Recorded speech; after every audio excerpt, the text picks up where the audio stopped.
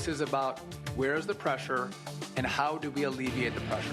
Thousands of flights could be canceled as early as this Friday if the government shutdown continues. What an expert has to say. The Chula Vista teenager charged with killing 2 other teenagers at a Halloween party in his first appearance in court today. I'll have more on what he pleaded. What's next after embattled Poway City Council member resigned from his position one day after voters approved his recall?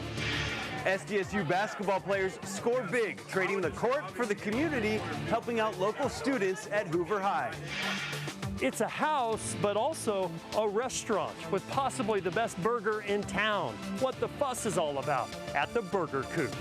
CBS 8 News Live at 6 starts now. Tonight, the Trump administration is warning thousands of daily flights could be canceled as soon as this Friday if the government shutdown continues to drag on. Good evening and thank you for joining us. I'm Carlo Cicchetto. I'm Marcella Lee. Transportation Secretary Sean Duffy says the FAA will be asking airlines to reduce their flight schedules amid concerns over air traffic controller staffing struggles. CBS 8's Steffi Roche joins us live from San Diego International Airport. And Steffi, what do we know so far and how would San Diego be impacted? Right. Well, this would be a 10% reduction of all air traffic across 40 busy cities. And as far as San Diego, the airport was unable to speak on how this could impact operations at San Diego International specifically right now.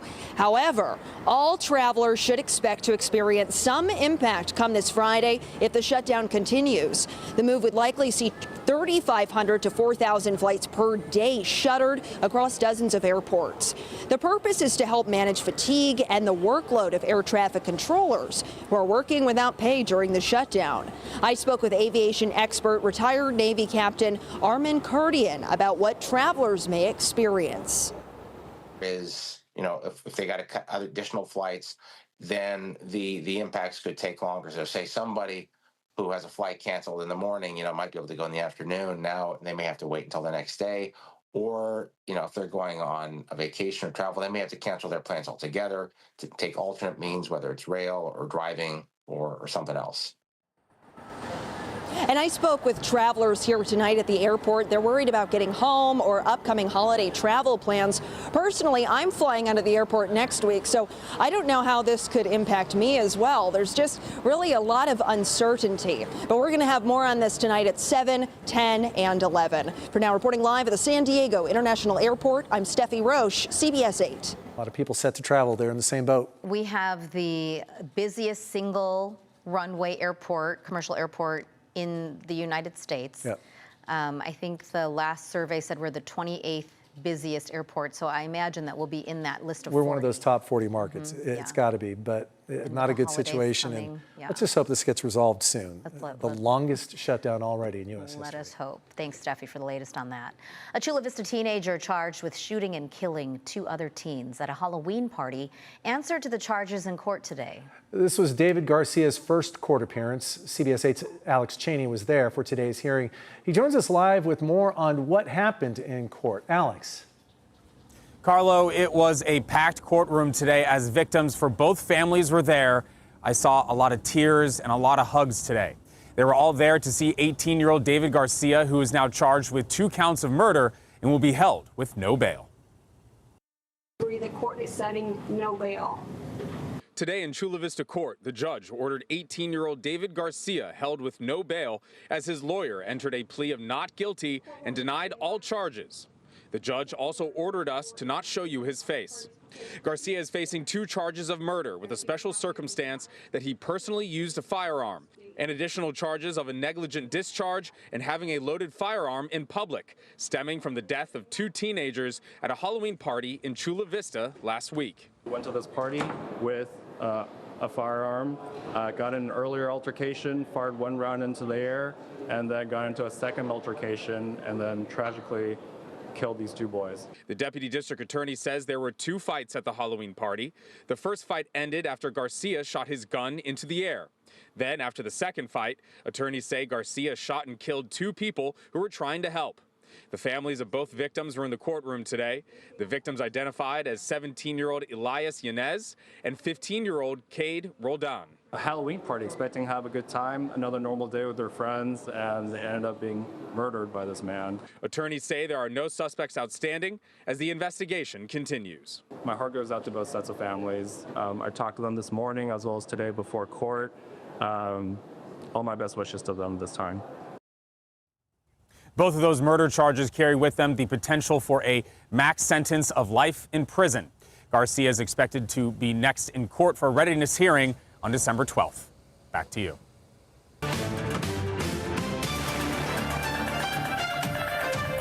Californians overwhelmingly approved Proposition 50 in yesterday's election, which will let state lawmakers temporarily redraw the state's congressional districts. The move could help Democrats earn up to 5 more House seats in next year's midterm elections.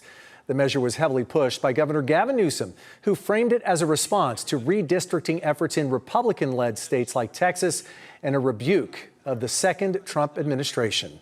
And after last night's big loss at the ballot box, state Republicans are now pushing back in court. They filed a new lawsuit challenging the ballot measure's constitutionality. The suit was filed by State Assemblyman David Tangipa of the Fresno area and 18 district voters. They argue the new maps improperly use voters' race as a factor. They want a judge to block the new maps and keep California's current maps in effect for next year's midterms. The question before the courts will be which maps are the voters going to be voting on in 2026. So does that lawsuit have any merit? CBS 8 State Matters political reporter Jenny Huh will share what experts are saying about that in our next half hour.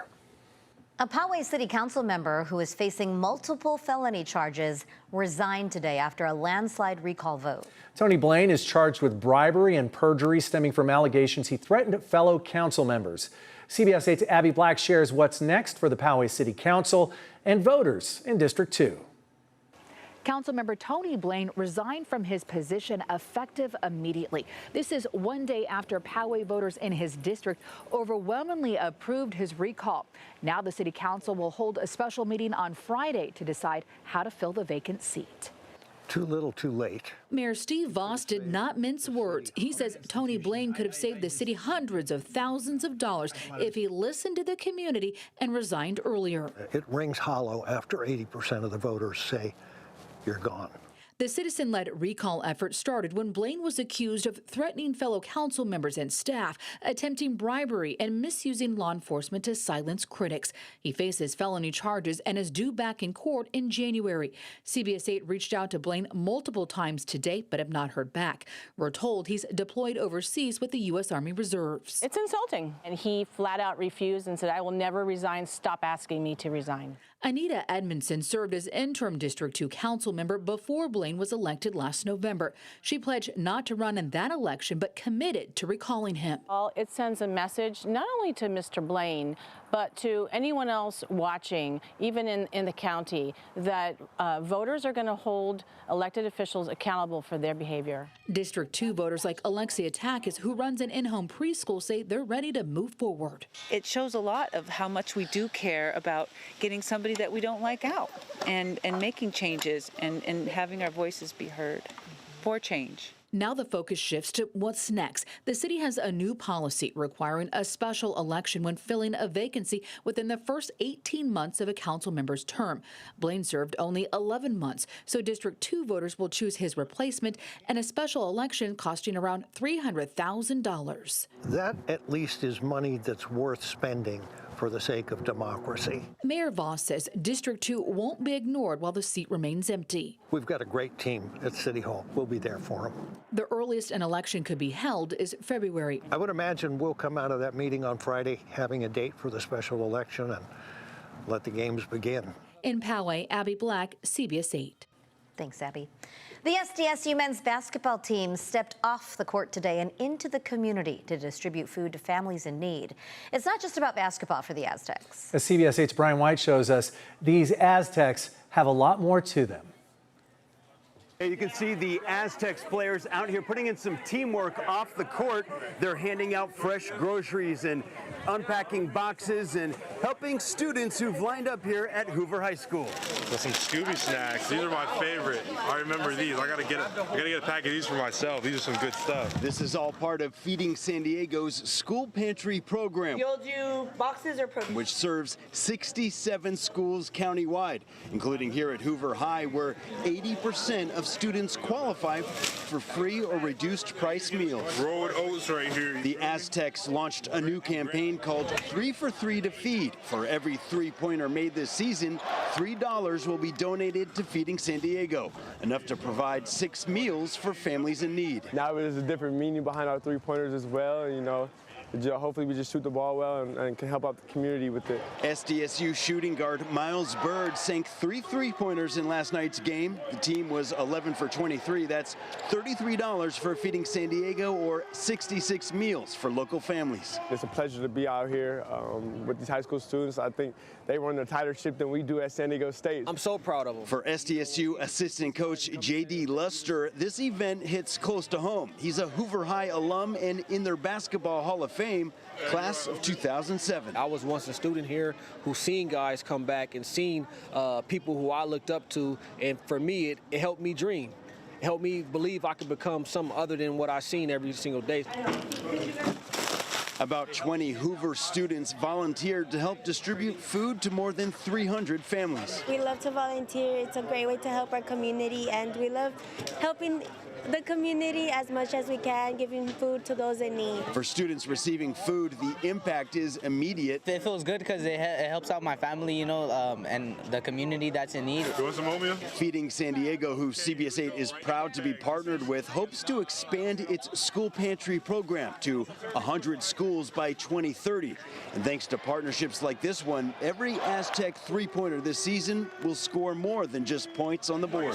In City Heights, Brian White, CBS 8. And you can help make a difference in feeding our heroes. We'll have those details next in a live studio interview. Plus, we'll share why Miramar National Cemetery says it is canceling Veterans Day events. And later, a record drug bust made by Customs and Border Protection. Cool temperatures out there for tonight. We had some pretty cool daytime highs, a little below seasonal for this time of the year for inland areas. But we're also going to be talking about that big bright sight out there. You got that super moon, and it's also creating a little bit of a stir right along the coastline. We'll take a look at those details after the break.